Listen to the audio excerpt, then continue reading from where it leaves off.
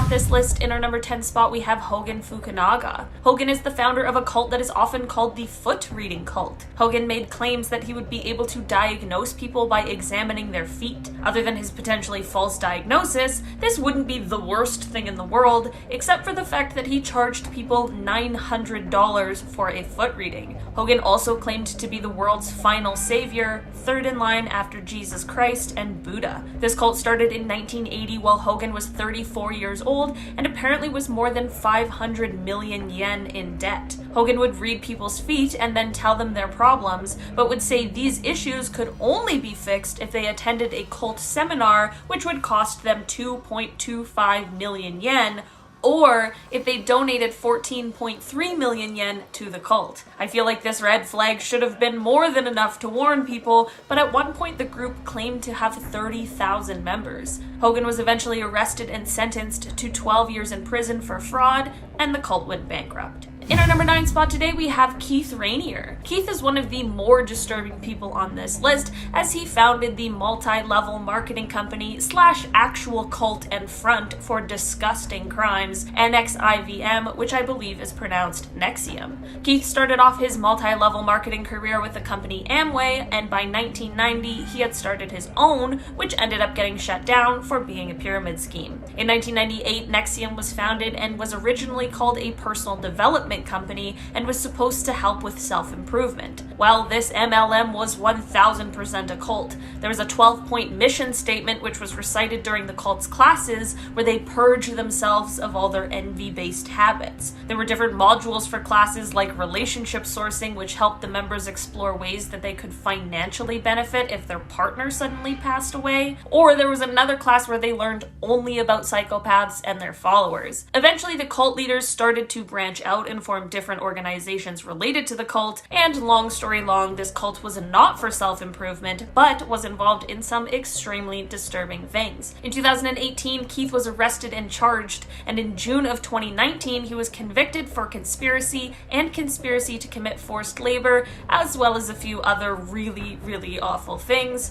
All of these charges were related to Nexium. In our number 8 spot today, we have Chris Korda. Chris Korda is a musician and software developer who is also the leader of the Church of Euthanasia. This is a cult that says they aim to restore the balance between humans and the other species on Earth. Chris describes the cult as the only anti-human religion, considering the whole cult is based on the idea of drastically reducing the human population voluntarily. There are some interesting and extremely problematic slogans and pillars that go along with the cult, and one commandment that reads, "Thou shalt not procreate." This cult has done some extremely offensive and distasteful things and actually puts out videos and promotions on how to take your own life, which is terrible. Chris is still very active as the cult's leader and also continues to put out music. In our number 7 spot today, we have Rael. Rael is a French journalist who is also the founder of what is called the Raelian movement, which is a UFO cult. Apparently, Rael had some sort of extraterrestrial encounter in December of 1973, and this is what led him to found this movement. Rael says that during his alien encounter, the alien told him that he was the chosen one and he needed to spread the message to the people on Earth. This UFO cult believes that humans were created by an alien species, and once we find a way to find peace on Earth, those aliens will come down and tell us our true origins and bring us utopia. It seems as though Rael now lives in Canada and he still continues to spread his message. In our number 6 spot today, we have Larry Ray. Larry Ray is a man who, after being released from prison,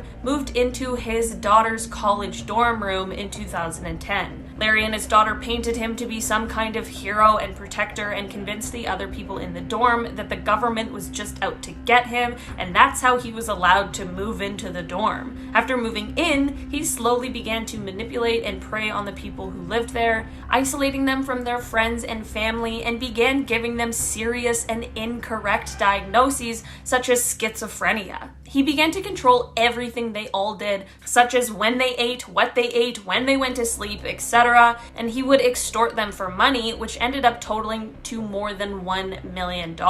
Ray ended up forcing all of these people into his cult, basically without them even realizing what was going on. He was psychologically and physically abusing them, and even went as far as to force some of them into doing things they didn't want to do. Ray ended up being arrested in February of last year and is awaiting trial. He still continues to try and contact his followers, even getting his elderly father to contact some of them for him. In our number 5 spot today, we have Harold Klemp. Harold is actually probably the most normal and least scary person on this list, which truly is a relief. Harold is the leader of the cult of Ekankar, which was originally founded by Paul Twitchell. After Paul passed away, Harold became the new group leader. This group focuses on a lot of spiritual practices and exercises and doesn't have a ton of weird rules when you join. No dietary requirements, no taboo things you're forced into, and you don't even have to leave your current religion or faith to join the group. There have, of course, been extremely problematic members who have done some very questionable things,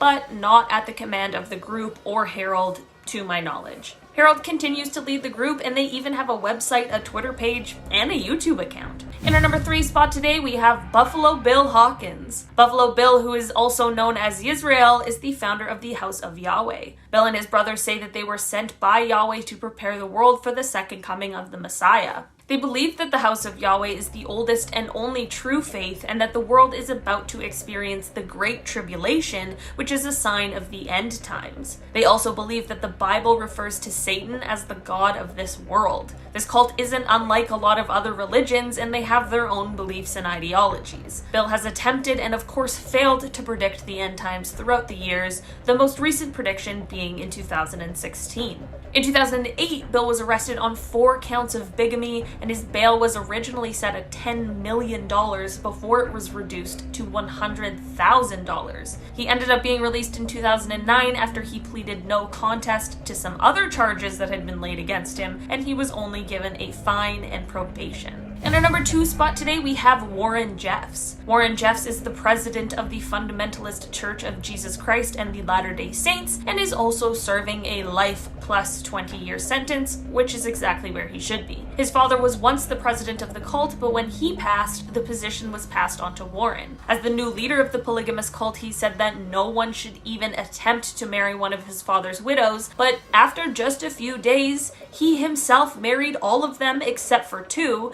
because one refused and then was banned from ever marrying anyone again, and the other one ran away. If your marriage proposal causes someone to flee the cult that they're in, you clearly aren't a very good person. Warren had the power to assign who would marry who, but he also was able to punish a man by taking his wives and children and assigning them to another man. As a man, you had to have at least 3 wives in order to get into heaven, but the more wives, the more likely it would be that you got into heaven. In 2005, the Texas authorities conducted a raid after somebody tipped them off about everything that was going on at the ranch. In 2006, Warren was arrested for being the worst and is still serving his sentence. In our number 1 spot today, we have Karen Zerby. Of course her name is Karen. Don't put that in.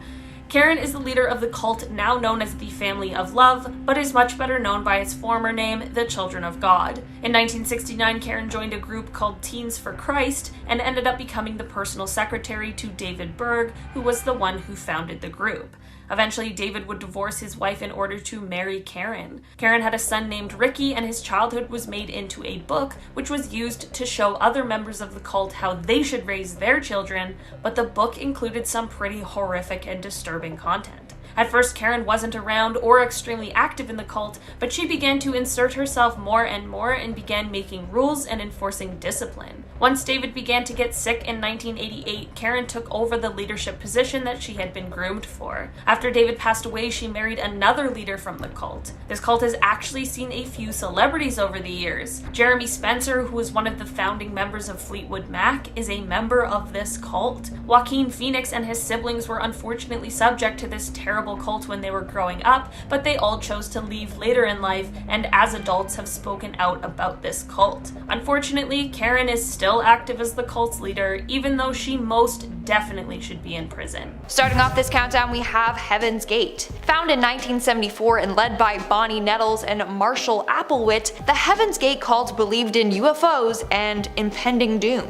They convinced their followers that the only way they could escape this was by taking their own lives. By doing this, they believed that they would reach the next level and help evolution on other planets. And according to them, Jesus was an extraterrestrial, and when he died, his body rose from the dead before being carried away by a spaceship. Interesting. I know. In 1997, 39 members took their lives and they were all found wearing arm patches that read Heaven's Gate Away Team. Moving on to number 9, we have the Church Universal and Triumphant. The Church Universal and Triumphant was founded in 1975. It was run by a woman named Elizabeth Clare Prophet. She made her followers believe that she was a channel for God. Apparently, God told her that the world was going to end, so she moved her church compound near Yellowstone National Park for safety reasons. She said that the end of the world would come in 1990 after a nuclear war between the US and Russia. When that didn't happen, a lot of members left the cult. Slowly over time, the cult just dissolved. In our 8th spot, we have William Miller. William Miller was an American Baptist preacher as well as the founder of Adventism. He was known for preaching about the end of the world, which he prophesied would be in 1844. He thought the end would come as a purifying apocalypse so the world would be cleansed of sinners. Miller and his followers, the Millerites, believed that there would be a fire in which saints would be resurrected and they would cleanse the world of this evil. When this didn't happen, he lost his loyal followers. In fact, the day in which the world didn't end is now referred to as the Great Disappointment. In our 7th spot, we have Jim Jones. Jim Jones is known as one of the most famous cult leaders in the world. He was the founder and leader of the People's Temple, which he ran in an isolated area in the Guyanese jungle. He convinced his followers that the government was coming for him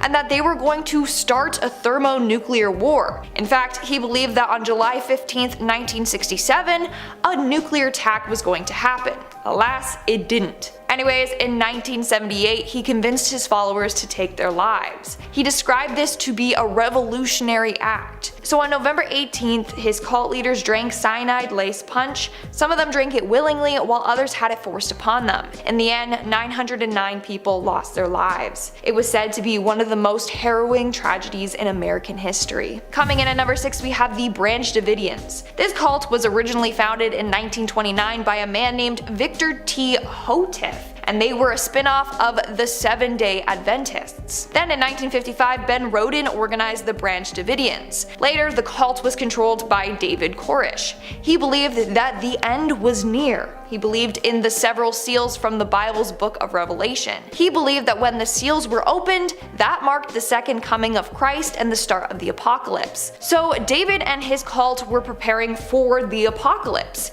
He claimed that he could speak to God, and that's what God told him to do, to prepare. But things ended badly in 1993 when the FBI and military stormed the cult's base. They had belief that the group was stockpiling illegal weapons, so they conducted a raid. This led to a deadly shootout and ended with their building going up in flames. This resulted in the death of 76 cult members. We're now at our 5th and halfway mark with the Russian Doomsday Cult. The Russian Doomsday Cult was founded by a man named Pyotr Kuznetsov. He believed that the end of the world was going to happen in 2008. So in 2007, he gathered the 30 members of his group and sent them to a shelter in a cave. He instructed them to wait there until the end of the world. Of course, Pyotr didn't accompany them. After 6 months in the cave, 14 members decided to come out. Sadly, 2 passed away in this cave. 9 members decided to stay a bit longer, but then later came out. In fact, the members were instructed to take their own lives if the authorities tried to intervene. Thankfully, when the police did come to the rescue, they didn't do that. As for Pyotr, well, he tried to take his own life when his doomsday prediction didn't come true.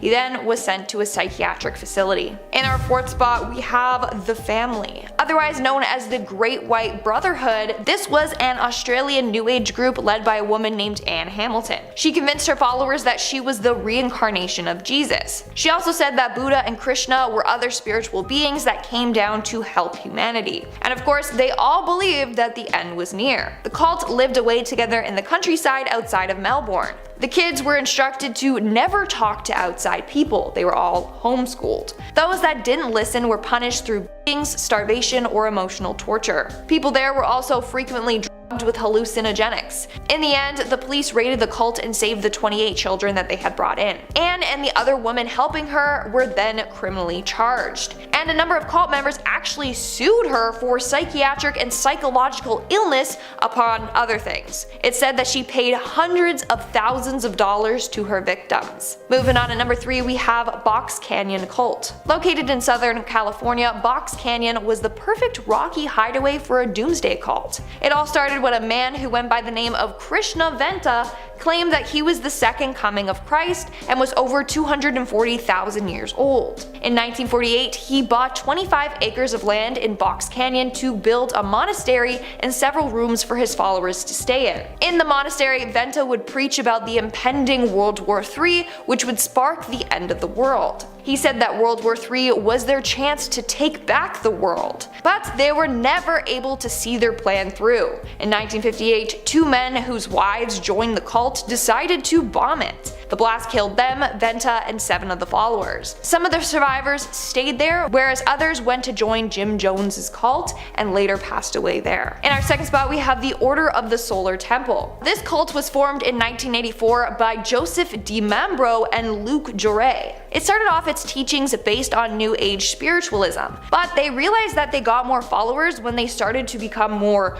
Doomsday focused. And then these followers brought them more money, so they loved that. So they believed that once the end of the world came, they would be transported to another planet and then live there. Now, the history of what went down in this cult is very complex, so I'm just gonna do a quick rundown. In the 1990s, authorities started to investigate this group. In 1994, a man and his family were killed after speaking out about the cult. Days later, 2 temple buildings in Switzerland burnt to the ground. 48 bodies were found inside. Some were shot, others were injected with tranquilizers and left to perish in the fire. Then in 1995, a building in the Swiss Alps burnt down. 16 bodies were found inside there. Then in 1997, a building in Quebec burnt down. 5 more members died then. In total, 74 cult members passed away. To this day though, this cult still exists. And in our number 1 spot today, we have the Shinriko cult. The Shinriko cult was founded in 1984 by a man named Shoko Ashihara. Members of this cult believed that the end of the world was near.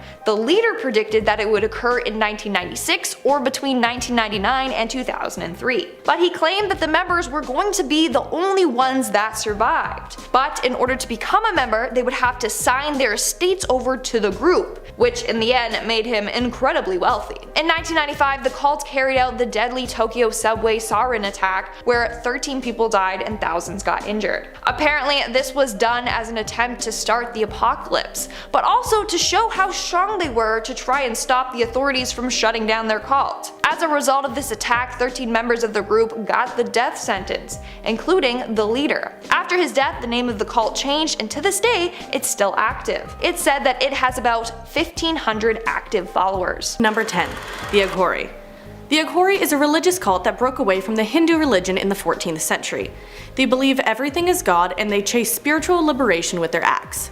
Some of their more tame rituals involve drinking urine and eating human feces, or smothering human ashes on their faces. And those are the tame ones. Their most important ritual to them is called Shav Putra, and for it they need human corpses. That in itself is hard to find in the area as nearly everyone is cremated. Those who aren't cremated, usually because the family can't afford it, are sometimes dumped into the Ganges River. So to find corpses, the Aghori monks fish them out of the river. Now, once they have a dead body, they meditate on it and then chop the head off as it holds the most energy. After that, some of the Aghoris eat the flesh of the body, cannibalistically, unfortunately. Now, this all stems from the belief that they can't please God if they don't do this human sacrifice. They even keep the skulls of the dead as a reminder of the impermanence of life. Quite Hamlet, if I do say so myself. At number 9, the Vampire Clan. So in the 90s, a 16-year-old named Ron Farrell was also apparently a 500-year-old vampire. Identify as you want, man. But Farrell, or Vestago, his vampy alter ego, was a part of a vampire cult. This little clan, made up of 3 other teens, would engage in rituals where they would drink one another's blood. Does that sound sanitary? No. But is that the scariest thing they did? Also no. In 1996, the 2 boy vampires of the group thought vigilantes of themselves and decided to help out a friend. Farrell had an old friend from high school he went to in Florida, and she told him she was miserable living at home with her folks. And I think I know what you're thinking. Did they kidnap her? No, much worse.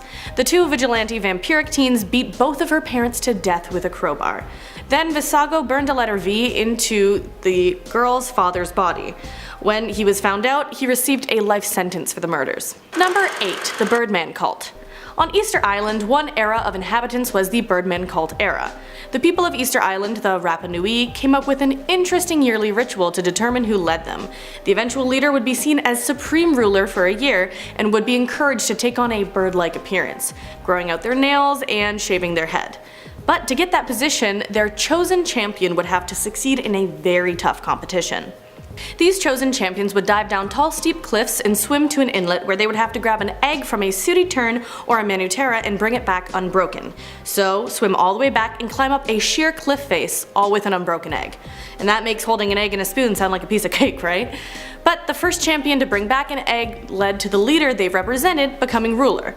But obviously many didn't make it all the way through the competition. Many died from falls they took, sharks, or the cutthroat edge of the competition. On to number 7, Freedomites, aka Sons of Freedom. In Saskatchewan, Canada, Dawu-Cobra people had a small group within them called the Sons of Freedom.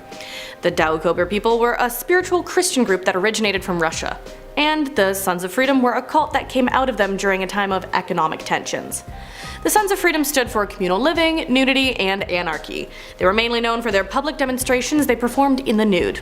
The demonstrations were to show their strong opposition to the materialistic tendencies of society, but they went further than peaceful demonstrations. Completely against the typically pacifist ways of the Dawu-Cobra people, they committed acts of terror in the name of their beliefs. They committed arson and bombing to homes, government buildings, churches, schools, and railroads. Number 6. The Order of the Solar Temple. Now, I feel like anytime we talk about a cult here, this one comes up, but it's not without a valid reason. The ritual of this cult was ritual death. After having a ritualistic Last Supper, 53 members killed themselves either by using poison, bullets, smothering, or other causes. In a sect of the cult in Switzerland, in an underground temple, the bodies were found laid out in a circle. Their feet were all touching and their heads, covered in plastic bags, were outwards. Later on, in France, bodies of members from the cult were found out laid in the same manner. Altogether, the cult practices resulted in the deaths of 74 people. Number 5. Superior Universal Alignment. Valentina de Andrade led a UFO cult in the 80s. She claimed she received a message from extraterrestrials that God didn't exist and that Jesus was an alien. She also said that true believers would be saved from the end times, but one group could not leave with her on her spaceship. She believed boys born after 1981 were possessed by evil and had to be purged. With some families, she told the parents of those boys to leave them with other family members and then they could board their spaceship. But her views changed. By 1993, members of the cult are believed to have sexually assaulted, mutilated, or killed at least 19 boys between 8 and 13 years old. Some were even castrated. Andrade herself was acquitted of all charges since she wasn't in the area when the crimes were committed, but her words were enough to persuade her followers. At number 4, the Church of Sacrifice. Back in 1912 in Lafayette, Louisiana, Clementine Barnabette was a high priestess of the Church of Sacrifice. At only 18, she led a cult with a belief system that riches and immortality could be gained through human sacrifice. She wasn't all talk either. She confessed to axing 17 people to death, including 2 families because they refused to obey the messages from God, and apparently she convinced the followers of her church to do the same gruesome killings. All in all, the cult in its entirety brutally killed 7 families, a number amassing to 40 people. At number 3, the Ant Hill Kids. Rock Thoreau had a Doomsday cult between 1977 and 1989. The way he exercised his power only got worse and worse as time went on. This man who called himself Moses didn't have too many rituals, but the way he disciplined was routinely similar. If anyone did anything he deemed out of line, they were up for punishment, and it didn't take much to get there. Thoreau demanded absolute loyalty, and if that wasn't given, he would get angry and punish his followers. He would punch people in the stomach or hit them with a 4-inch thick club if they ate more than their given portion of food, and not even pregnant women were spared. He forced the members of his commune to break their own legs with sledgehammers, shoot each other in the shoulders, and eat each other's feces or their own. He would have people stand naked in any weather, sun, rain, or snow, if they acted out of line. He even nailed children to trees and prompted others to throw rocks at them. Beyond that, he plucked out people's hairs one by one if he got really angry. At number 2, the Fall Rivers Cult. This cult was led by Carl Drew, a pimp that believed he was the son of Satan. In rituals in the woods, he would speak in voices and tongues. But there wasn't anything too scandalous or illegal in the cult taking place until Drew decided sacrifices need to be made. Human sacrifices. The first victim was beaten and stoned to death while tied up with a fishing line. The next was killed the same way, arranged on a makeshift kind of altar. The last victim chosen was the one that witnessed the first murder. She was going to talk to the police, but Drew found out. He sacrificed her the same way as the other two women. But after that, he also broke her neck with his bare hands, got another cult member to slit her throat, cut an X into her chest, and used the blood to draw an X on the other cult member's forehead. After that, he kicked the victim's head until it came off. And at number 1, the Chicago Rippers. This is another one I've mentioned before, but their rituals are truly disturbing. The core of their rituals was the mutilation and murder of women. The leader, Robin Gecht, and his 3 followers were horrifying in their acts. They would kidnap a woman and bring them back to the leader's apartment. Then the ritual would begin. The ritual involved taking turns sexually assaulting the victim at Gecht's apartment, then removing a body part with piano wire. From there, it got more disturbing. One of the victims survived the ritual and being dumped by railroad tracks. When she was found, she described the group and they were apprehended and brought to justice, thankfully.